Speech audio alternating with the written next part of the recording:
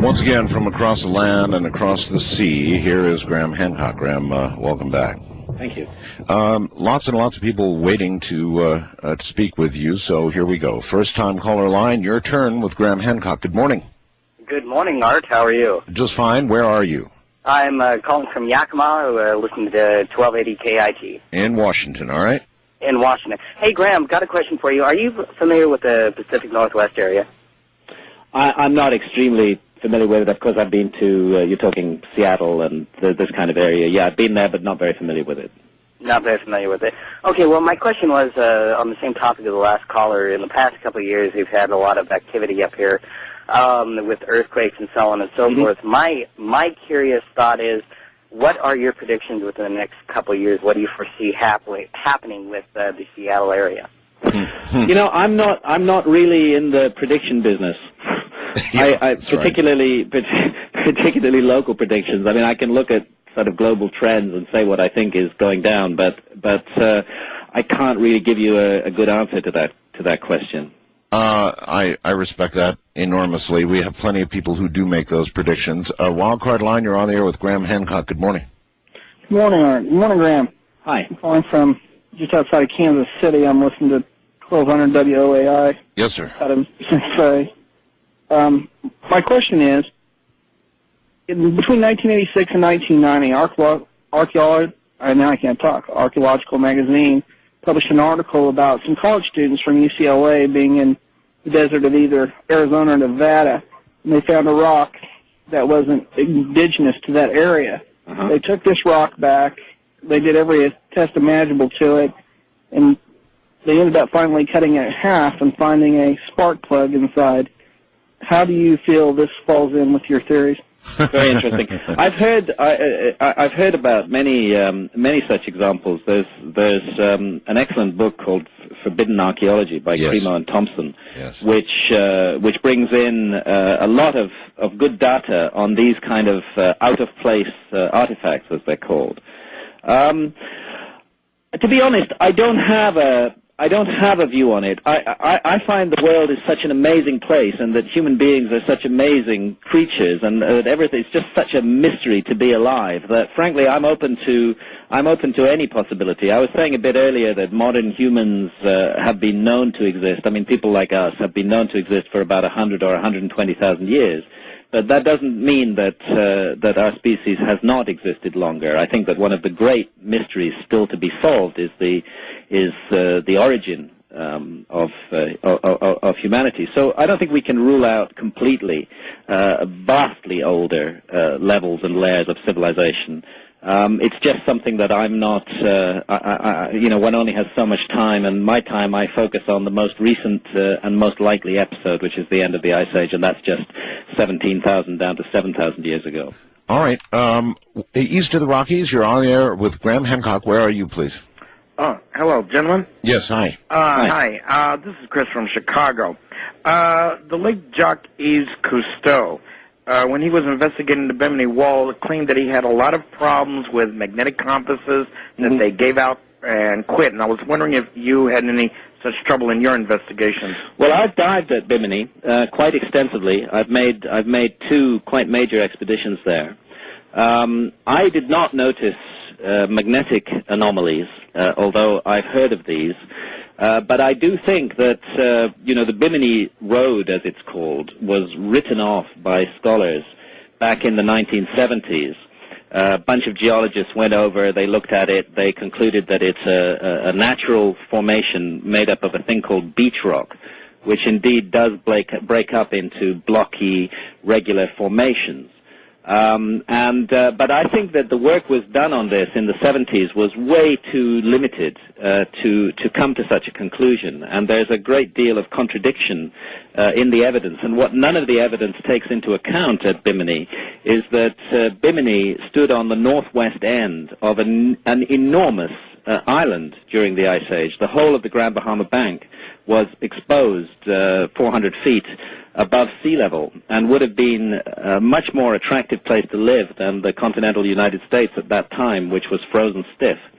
So I think when we assess the Bimini Road, we have to assess the Ice Age history of the area as well, and that so far hasn't been done. I've tried to do it in my new project. Mm-hmm. I also think that it's noteworthy that some of these findings off the coast of Cuba and Okinawa coincide with the lost cities of Atlantis and Mu, also the Bermuda Triangle and the Devil's Triangle. Well, we've got a whole range of ideas and thoughts about mysterious parts of the world. Some of which are better substantiated than others. But I think the one common factor which connects all of these places is that they were above water at the end of the Ice Age and are underwater now. Mm-hmm. All right, west of the Rockies, you're on the air with Graham Hancock. Good morning. Hello. Good morning. Yes, sir. You're on the air. Okay, my name is Ralph. I'm from Montana. Yes, sir. I've got a question regarding the great floods of Missoula. I'm sure you're... Missoula flood, yes. The Lake Missoula, glacial Lake Missoula. Yeah, and I was wondering how that might relate to your the overall scheme of your discussion. If it relates very closely to it. When you talk about rising sea levels, obviously they have to rise because water is pouring into the sea. And the reason, what happened when the ice caps at the end of the Ice Age melted, first off, let's take a step back. When we talk about these ice caps that covered North America and Northern Europe, these things were 2 miles thick, and they covered millions of square miles. Now, you're looking at just an enormous amount of ice. All that ice was formed by water that had come out of the sea. So when the ice melted, it all had to go back into the sea. And what happened was this did not happen gradually. The ice would melt at a regular rate, but it would form huge lakes on the ice cap itself, enormous lakes, which gradually filled up with meltwater and were sealed off from the sea by a plug of ice. When that plug of ice, when that wall of ice broke, as it inevitably and eventually would, then all the water that had been stored up for maybe 2,000 or 3,000 years before in a glacial lake, all of it would flush out into the ocean like a toilet flushing in one huge event. And the flooding from glacial Lake Missoula, which happened more than once, is exactly an example of that. You're looking at massive waves of water. Some of the calculations show waves 1,000 feet high, tearing down the ice caps. So you're looking not only at the sea level rising and immersing coastlines, but also terrifying events on land itself as these ice caps broke down. 1,000-foot wave. Now, yes, that's something to think about, isn't it? Mm-hmm. It's something to think about, and it should remind us that these floods were coming off the land into the sea, as well as from the sea onto the land. First-time caller line. You're on the air with Graham Hancock. Hello. Hi, Art. Hi, Graham. Hi. I'm Georgia. I'm calling from Birmingham. We're listening to you on WERC. Yes, ma'am. And I was wondering, you've touched on the Atlantis theory a few times, but it always puzzled me that Atlantis would be one civilization in one spot. And I always wondered, civilization that advanced would have expanded itself. Well, if you looks like now that's what they're finding out. It is exactly what's being found out. And of course, if we take Atlantis back to the original, the oldest surviving source of the myth is in the work of Plato, and he does say that the Atlantis empire, as he called it, was widespread, that it was in the Mediterranean as well as in the Atlantic, and that the events that destroyed it took place in the Mediterranean as well as in the Atlantic, and that they took place around 11,500 years ago. There's only one thing that was happening then which fits the bill, and that is this cataclysmic rise in sea level.